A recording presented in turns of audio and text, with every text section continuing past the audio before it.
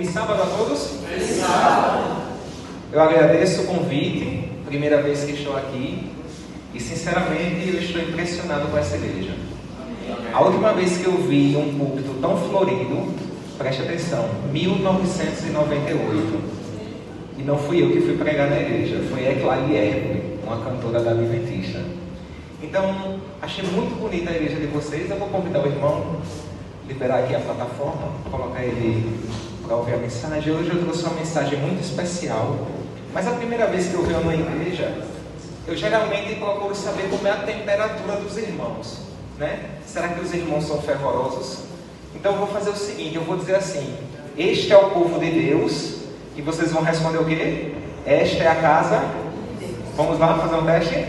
Este é o povo de Deus. Esta é a casa de Deus. Esta é a casa de Deus. Este é o povo de Deus. Muito bem. Vocês não entenderam? Nossa mensagem hoje, ela vai trazer algo de importante, de importância, e que vai fazer a gente pensar mais um pouco quem somos nós, os adventistas do sétimo dia. Quando eu entrei na igreja adventista, eu não sou adventista de berço e sou o único adventista na minha família. Quando eu entrei na igreja adventista, uma coisa que eu olhava para os adventistas é que os adventistas eram pessoas bem bonitas, né? Eu achava os adventistas bonitos porque era um povo robusto, um povo que andava com a Bíblia debaixo do braço, aquele povo que falava bem, e era um povo feliz. E eu tinha mais ou menos ali entre 13 e 14 anos, e eu não era bonito, não era feliz e gostaria de ser. Então eu perguntei ao pastor, né, como é que eu faço para ser bonito e feliz? Aí ele disse: venha para a igreja adventista. Hoje eu sou feliz. Amém. Eu vou começar agora a mensagem, pode passar aí. Olha, quem aqui gosta de pedalar? Eu sei que todo mundo não gosta. O irmão Gileno, o irmão aqui também gosta de pedalar, é bom, né? Agora tem um problema, quando a gente pedala por muito tempo, a gente fica o quê? Cansado e com sede, né? E foi o que aconteceu com esse rapaz. Esse rapaz, ele pedalou tanto, que ele chegou num momento que não tinha casa nenhuma. O lugar que ele estava pedalando era numa BR. No finalzinho, lá num canto bem distante, ele viu que tinha um casebrezinho. E ele disse: rapaz, eu estou morrendo de sede, eu preciso de água. Aí ele pegou e foi lá. Porém, quando ele bate na porta, abre a janela com essa senhora. E ele olha para a senhora e já pensa duas vezes: eita, e agora? Será que eu vou beber água dessa mulher? Aí ele pensou, mas eu estou com sede, né? Eu vou fazer o seguinte, eu vou pedir. Aí ele pediu água. Eu não sei quantos aqui de vocês ou já morou no interior, tem parente no interior. A irmã tem, né? Irmã, no interior, quando não tem copo, as pessoas bebem água com o quê? Com a cabaça, né? Com um caneco de... Isso. E ela trouxe água, sabe em que, irmã? Numa cabaça. E ele olhou para os dentes da mulher e disse: rapaz, eu não vou botar minha boca aí não. Aí ele disse: mas se eu fechar os olhos eu nem vejo, né? E a velhinha sorrindo para ele. Aí ele viu que na cabaça tinha um furinho embaixo. Aí ele disse: tá aí, eu não vou botar minha boca aí, que essa mulher bota a boca dela aí, eu não quero botar não. Aí ele disse: eu vou beber por esse furinho. Aí ele pegou, colocou a cabaça aqui e começou a tomar água pelo furinho. E a velhinha, que já estava rindo, ela começou a dar gargalhadas e gargalhadas dele. Ela... E ele sem entender, né? Aí ele disse: senhora, por que a senhora está rindo? Aí ela disse assim: porque você tem o mesmo costume que eu, só gosta de beber pelo furinho. Tá vendo, irmão? É um caso sério, né? Pode passar aí, irmão? Eu queria agora a participação de vocês, tá bom? Olha, eu trouxe aqui algumas imagens e eu sei que vocês já devem ter visto pessoas assim, vestidas desse jeito, sim ou não? Se eu perguntar a vocês, quem é esse povo? Olha, vocês estão afiados, gostei. Porque eu fiz isso em outro lugar e não souberam. Mas vocês estão inteligentes, gostei. Passa aí o próximo, irmão. Tem mormon? Que bom. Ah, a igreja não é para mim aqui. Agora, olha, eu vou dar uma dica, que essa aqui é mais difícil. Domingo de manhã, Deixa de chamar. Olha, eu vou dizer uma coisa, os mormons geralmente costumam visitar meio perto de meio-dia. Não sei porquê. Não, você não queria dizer não, né? E as testemunhas de Jeová é domingo de manhã. Mas vocês reconhecem, né, como testemunha de Jeová? Sim? Passa o próximo aí, irmão. Conhecem? Católicos. E aí? Católico. Por que é católico? Por causa dos trajes, né? Eles estão ali, parece uma procissão, né? Passa o próximo aí, irmão. E agora? Pode falar, gente. Macumbeiro. Mas quando eu pesquisei essa imagem, tinha lá, na imagem tem assim, macumbeiros de não sei de onde, das cidades. Eles mesmos se denominam como macumbeiro, não tem problema. Pai de santo, macumbeiro, não tem problema, é a religião deles, ok? Pronto, passa aí agora, irmão. E agora? A pergunta é, e nós? Quem nós somos? O que eu quero dizer, quando eu contei a história do ciclista, eu queria mostrar algo para vocês que está acontecendo no meio de nós. Quando eu conheci a Igreja Adventista, e quem é mais antigo aí, da época de 90 para trás, sabe que nós éramos conhecidos como o povo do quê? E por que não somos mais? Sabe por quê? Porque nós deixamos de beber no copo para beber no fundo. Nós perdemos os nossos costumes. Nós deixamos de ler a Bíblia. Quando eu estava ali sentado e vendo a escola sabatina, eu vi que muita gente não leu a Bíblia essa semana. Isso me entristece, sabe por quê, irmãos? Porque quando a gente não lê a Bíblia, nós somos facilmente enganados. E no nosso meio, preste atenção agora, no nosso meio, existem pessoas que sobem aqui no nosso púlpito e falam coisas que não estão de acordo com a Bíblia. E sabe o que é que a gente faz? Nada. A gente aceita. E se de tal forma que ele falar não estiver aqui, é maldição. Quer ver uma coisa que está acontecendo no nosso meio? Antigamente, quando eu ainda tinha um grupo, se eu não me engano era no Orkut, eu não sei se vocês lembram aí, tem gente que nem conhece. Orkut era uma rede social parecida com o Facebook. E lá nós reuníamos adventistas do Brasil todo para defender a nossa fé. Olha, veja que loucura. Existiam seminários que faziam para atacar a igreja adventista. Aí dizia, a igreja adventista é herética, a igreja adventista é uma seita, ela é uma ideia do Satanás e não sei o quê. E a gente se reunia para rebater aquelas acusações. 1 Pedro 3,16 fala que nós devemos dar razão à nossa fé. Concordam? E ali nós combatíamos pessoas de outras religiões que nos atacavam. Agora veja o que está acontecendo hoje no nosso meio. Pessoas de dentro estão nos atacando. O que está acontecendo? Nós vemos hoje em dia pessoas, por exemplo, eu tive um problema aqui com o Dr. Emanuel. Aí o que é que eu faço? Eu vou na internet, crio um vídeo falando mal da vida do Dr. Emanuel, falando mal da igreja que ele frequenta, falando mal dos irmãos que ele conversa. E isso dá munição ao inimigo. E eu fico perguntando, por que estamos fazendo isso? Mateus 18, o verso 10 ao 13, ele fala o seguinte: se nós tivermos qualquer problema com o nosso irmão, nós devemos fazer vídeo e colocar no YouTube. É assim que diz lá? Sabe o que é que diz, meus irmãos? Que devemos chamar ele. E se ele não ouvir, você chama outro da igreja e vai conversar com ele, para você ter uma testemunha. E se mesmo assim ele não ouvir, aí você convoca a igreja. E assim é o procedimento que Jesus Cristo nos ensinou. Agora, o que mais me espanta ainda não é os irmãos que fazem isso na internet. O que mais me espantam são as próprias pessoas que são atacadas, bater palma para essas pessoas. Incentivam. Gente, não é porque você teve um problema na igreja que a igreja está errada, não. Sabe por quê? Porque o nosso fundamento está ali. Nós erramos. Nós somos pecadores. Hoje eu posso estar aqui pregando, mas quem sabe algum dia eu tenho um entrave com o irmão. Aí eu vou no YouTube falar mal do irmão? Não. Eu vou lá no irmão, humildemente.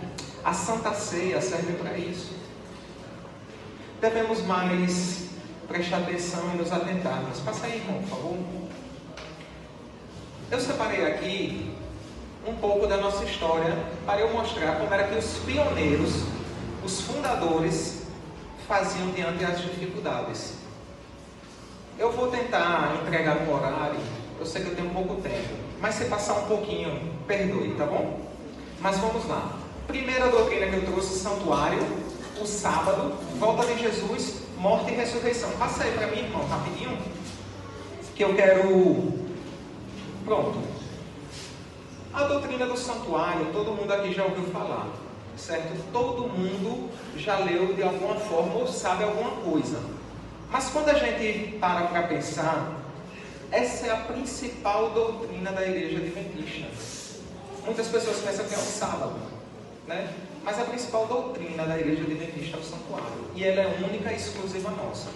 O que aconteceu? Guilherme Miller, no seu tempo em que ele era batista, ele fez um estudo aprofundado de Daniel. E nesse estudo falava de 2.300 tardes de manhã que nós conhecemos de Pós Salteado. E ele fez esse cálculo e ele disse, olha, nesta data Jesus voltará. Neste tempo Jesus voltará. E Josiah Little, que andava com ele, John Snow, eles determinaram uma data. E a data que eles marcaram para a volta de Jesus foi 22 de outubro de 1844. Porém, o que aconteceu naquele tempo? Jesus não... Que tristeza, né? Eu vou pedir para vocês abrirem a Bíblia rapidinho. Apocalipse 10, verso 10. Apocalipse 10, verso 10. Isso mesmo. Quando todos encontrarem, eu vou ler aqui, tá bom?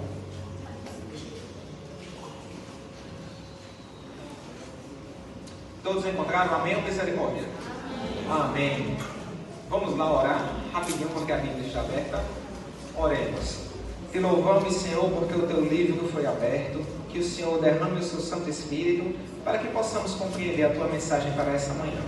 Nós te adoramos e te louvamos em nome de Jesus. Amém. Olha, gente, vê o que ele diz lá. Apocalipse 10, verso 10. Eu sei que alguns ainda estão abrindo, né?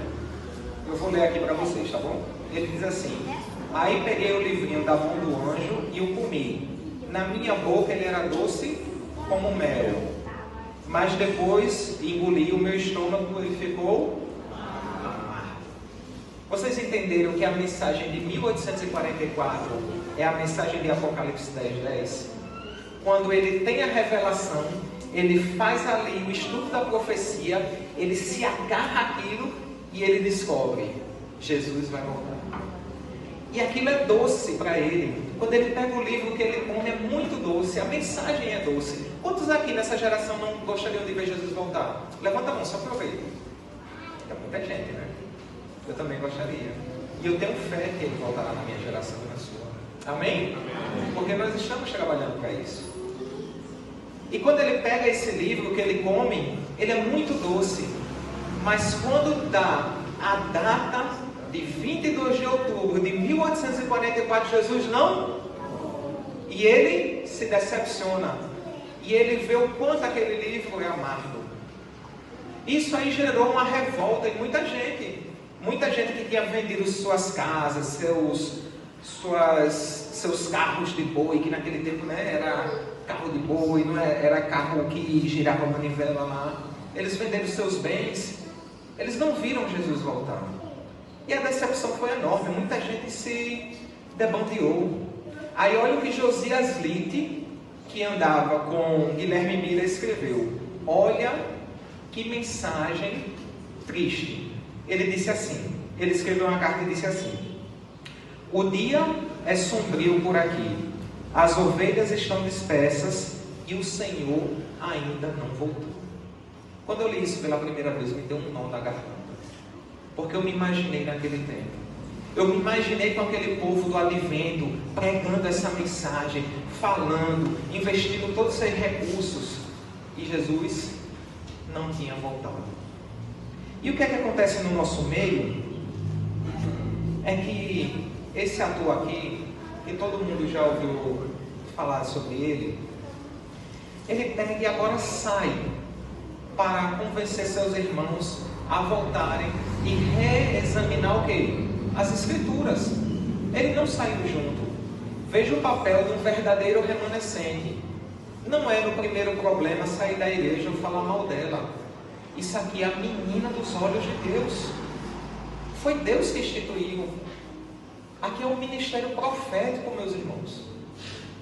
E Deus, quando coloca ele para ir visitar o seu povo, ele para no meio do milharal e tem uma visão. E nessa visão ele disse que abre os céus. E ele vê Jesus Cristo, sumo sacerdote, com suas vestes sacerdotais, saindo do santo para o santíssimo. Deus seja louvado.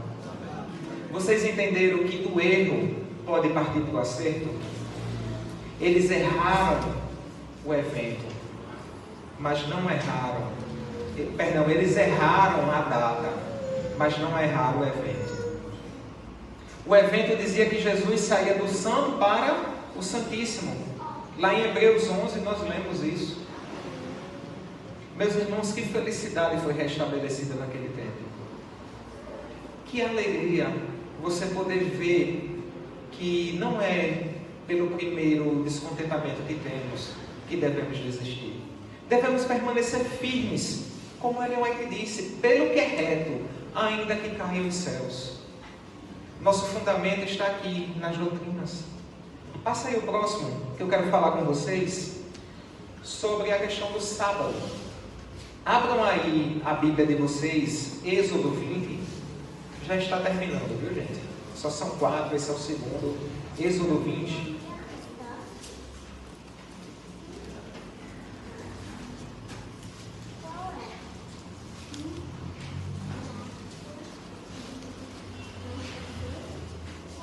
Êxodo 20, 8, 10. Não façam que nenhum irmão, que uma vez eu pedi para ele abrir em Êxodo, ele veio me perguntar no Novo Testamento, irmão. Eu olhei assim para a cara dele, você está brincando, né? Mas ele não sabia mesmo. Então é Êxodo 20, a gente vai ler do 8 ao 10. E diz assim: guardem o sábado, que é um dia santo, faça todo o seu trabalho durante 6 dias da semana, mas o 7º dia da semana é o dia de descanso dedicado a mim, o Senhor seu Deus. Não façam nenhum trabalho nesse dia, nem você, nem seus filhos, nem suas filhas, nem seus escravos, nem suas escravas, nem seus animais, nem os estrangeiros que vivem na terra de vocês. E por que eu falei essa mensagem? Porque para nós hoje está óbvio que o sábado é o dia do quê? Do Senhor. Mas para os pioneiros não estavam. Isso não estava claro. E é aí onde entra Joseph Bates, que é esse senhor aqui. Ele era capitão, ele tinha um navio, e sabe o que era que ele fazia para os seus súditos? Ele obrigava eles a guardarem no domingo. Só que ele já tinha ouvido falar da mensagem de Guilherme Miller, que Jesus sairia do santo e partiria para onde? Santíssimo. Aí o que é que ele faz? Ele, quando a porta em uma cidade, ele conhece, veja só, batistas do 7º dia. Os batistas do 7º dia, naquele tempo, eram 6.000 pessoas. A mensagem deles não era tão contundente quanto a nossa sobre o sábado. E o que era que eles fizeram? Eles apresentaram o sábado a Joseph Bates e ele estudou. Ele não aceitou de primeiro, ele foi primeiro o quê? Estudar. E quando ele estudou, ele disse: isso está na Bíblia. Isto é bíblico. Agora sim eu aceito o verdadeiro dia de descanso. E ele agora passou a guardar o sábado. Mais uma vez, os pioneiros saíram do erro para o acerto. Agora eu queria falar de outra personagem que está relacionada ao sábado. E ela era uma pioneira, Raquel Oakes. Essa mulher é o que podemos falar hoje de mulher de pulso firme. Eu gostaria muito, na volta de Jesus, quando nós passarmos ali os 1000 anos, conhecer ela. Porque eu fico vendo hoje aqui, ela é o sentido de tudo aquilo que uma mulher deveria ser. Que uma mulher, uma serva de Deus deveria ser. Sabe o que foi que ela fez? Uma vez ela estava numa pregação de Weller. O Weller estava pregando sobre os mandamentos de Deus. Veja só, ele já conhecia a mensagem do advento, ele era um pregador adventista e ele estava falando dos mandamentos de Deus. Mas sabe o que era que o Weller não fazia? Ele não guardava o sábado. E Raquel Oates, ela já tinha ouvido de Joseph Bates sobre o sábado. Aí sabe o que foi que ela fez? Ela esperou terminar o culto. Veja, ela não foi lá interpelar o pregador. Ela esperou terminar o culto e na porta ela chamou ele. E ela disse: rapaz, eu tive uma vontade arretada de puxar sua orelha. Aí ele: por que, irmão? Porque quando estava na hora da Santa Ceia, você falando ali dos mandamentos, estava tudo tão bonito, mas eu queria que você cobrisse lá a Santa Ceia e primeiro, antes de pregar, entendesse que os 10 mandamentos devem ser cumpridos por completo. E você não guarda o sábado. Aquela mensagem daquela mulher foi tão impactante em Weller, que ele passou praticamente uma semana meditando nessas palavras. E ele se converteu. Ele agora aceitou o sábado como o dia do Senhor. Amém? E é isso que devemos pregar ao mundo. Nós somos restauradores do quê? Da verdade, das brechas. Tudo que o mundo hoje não prega, nós temos a missão de pregar. Mas conforme assim diz o quê? O Senhor. Pode passar aí, irmão. Próximo. Abram suas Bíblias aí em Mateus 24, 36.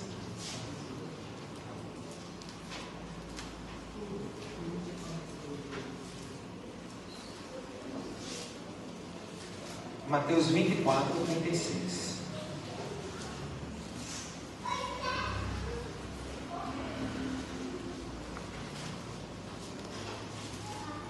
Todos encontraram? Amém? Amém? Vamos lá? Vou ler aqui para vocês. Jesus continuou dizendo: mas ninguém sabe nem o dia nem a hora em que tudo isso vai acontecer, nem os anjos do céu, nem o Filho, mas somente o Pai. Quando Jesus fala isso, tem um impacto maior depois na nossa igreja. Quando Guilherme Miller, veja só, Guilherme Miller, ele não era adventista, ele não aceitou o adventismo, ele não aceitou a mensagem adventista. Porém, ele teve um papel muito importante no ramo profético. Só que ali, ele praticamente ele disse que Jesus voltaria no outono de 1844. Quando tem um grande desapontamento, que todo mundo se dispersa, e os adventistas se reúnem, aqueles que foram fiéis, aí eles também começaram a querer marcar datas. Não só foi Guilherme Miller, porque eles queriam de fato que Jesus voltasse. Isso não é um problema, porque a Bíblia não diz que é pecado marcar datas. Ele diz que ninguém sabe o dia da volta de Jesus. Concordam comigo, sim ou não? Ele disse que ninguém sabe. Porém, os pioneiros, eles queriam que Jesus voltasse. E para isso eles revisaram. Aí ele: não, mas ele não voltou aqui, ele vai voltar ali. E começaram a fazer cálculos. Porém, entra essa personagem aqui. Alguém conhece ela? Isso. Ellen White. Essa mulher, para mim, ela tem um papel importantíssimo na minha vida. Isso é um testemunho pessoal, tá, gente? Não é obrigado a ninguém a crer nos escritos dela. E ninguém crê nos escritos de Ellen White. O que a gente crê é na palavra de Deus. E se você acredita que ela foi uma mensageira de Deus, ela foi inspirada por Deus. Quando eu li a primeira vez um livro de Ellen White, foi Caminho a Cristo. Alguém aqui já leu esse livro? O irmão aqui já leu. Veja só. Nas primeiras páginas, quando eu abro esse livro, irmão, eu já sou impactado com o que Ellen White fala. Ela fala ali da flor, da beleza da flor. Ela fala de como Deus criou aquela flor, o cuidado que Ele teve. E ela diz assim: olha, se no mundo de pecado ainda podemos ver beleza, imagine no reino de Deus. E eu chorei com isso, porque eu quero muito, meus irmãos, estar lado a lado ao meu Salvador. E quando Ellen White vê que o pessoal estava voltando a marcar datas, ela escreve assim: olha, o tempo não será mais prova para o povo de Deus. Não marquem mais datas. Jesus voltará mediante o que nós estamos pregando. Nós vamos pregar o ID e Jesus voltará. E Ellen White era convicta nisso, porque não deve ser uma preocupação o dia nem a hora, mas deve sim ser nossa preocupação em anunciar a mensagem que nos foi confiada. E é isso que Deus quer em sua igreja. Passa aí, por favor, irmão, para a gente finalizar aqui. Abram aí rapidinho, Gênesis 3:4, essa é a última, eu garanto a vocês. Gênesis 3:4.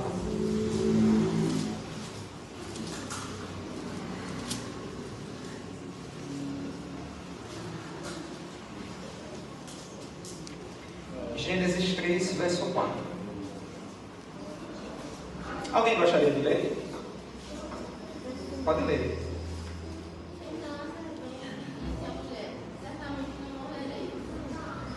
Isso mesmo.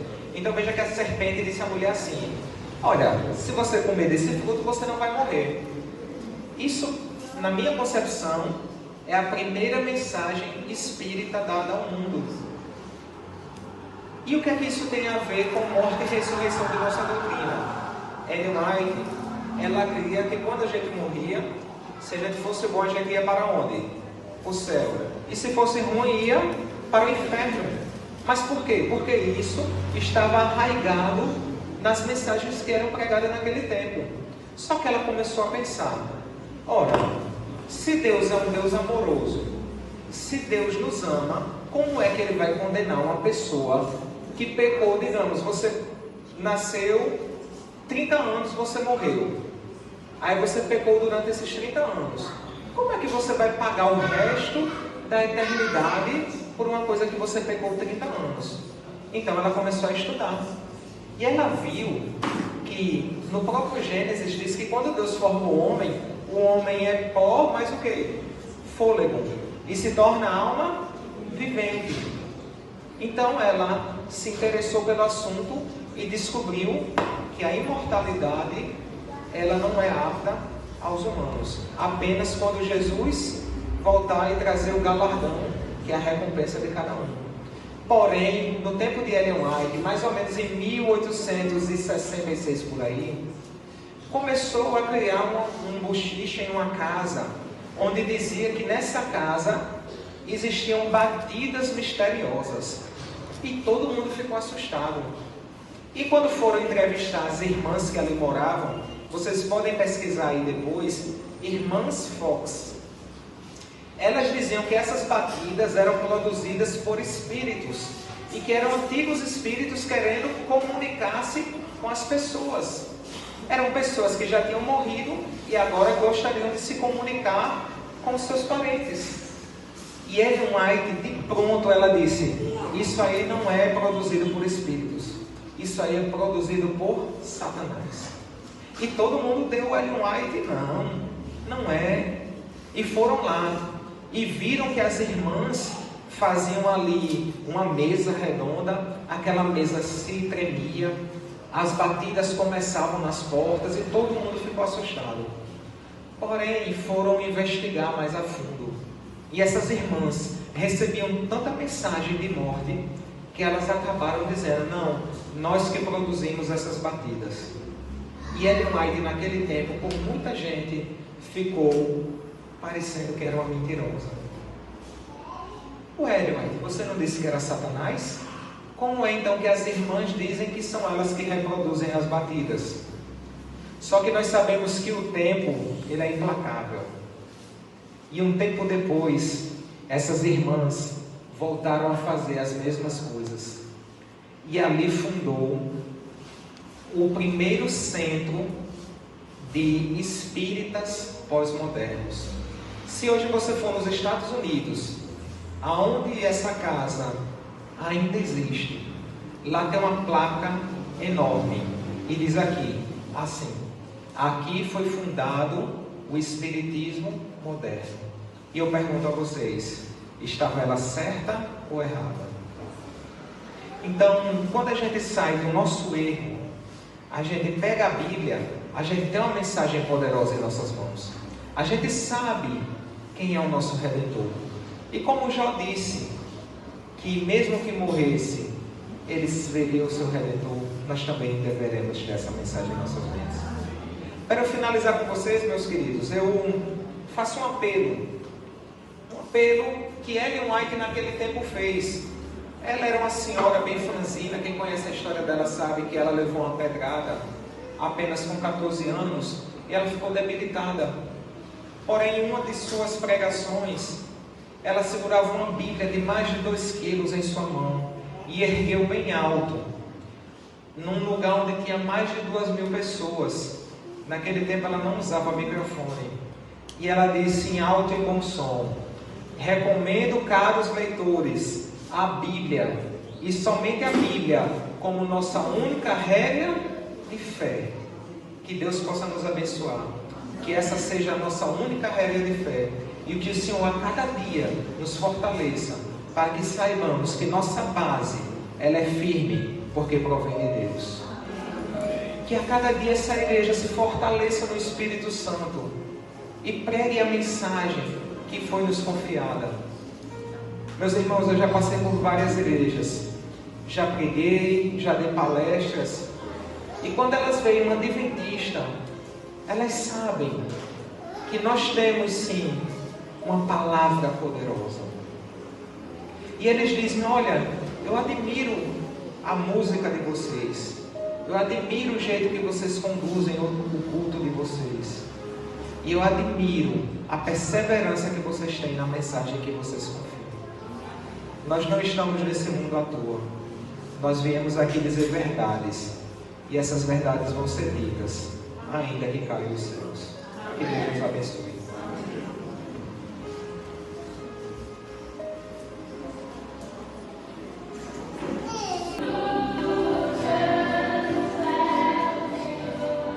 Oremos. Amado Deus, nosso Pai, teu povo mais uma vez se reuniu na casa de oração. Estamos aqui, Senhor, para dizer que estamos bebendo da tua fonte, uma fonte que jamais seca, e quem bebe dela uma vez jamais voltará a descer. Senhor, esse teu povo quer muito te ver, quer estar aos teus braços, quer morar contigo. Senhor, nos dá ânimo para nesses dias finais suportarmos todas essas aflições e pregarmos a tua palavra, que é o Evangelho verdadeiro. Nós erguemos a nossa voz em um só coro, em que Jesus está voltando e voltará para reinar para sempre. Nos guarda e nos protege nesse restante de sábado. É isso que te pedimos, inspirado pelo Divino Espírito Santo, confiando em tua graça, em nome e por amor de Jesus Cristo. Amém. Feliz sábado a todos, foi um prazer estar aqui com vocês.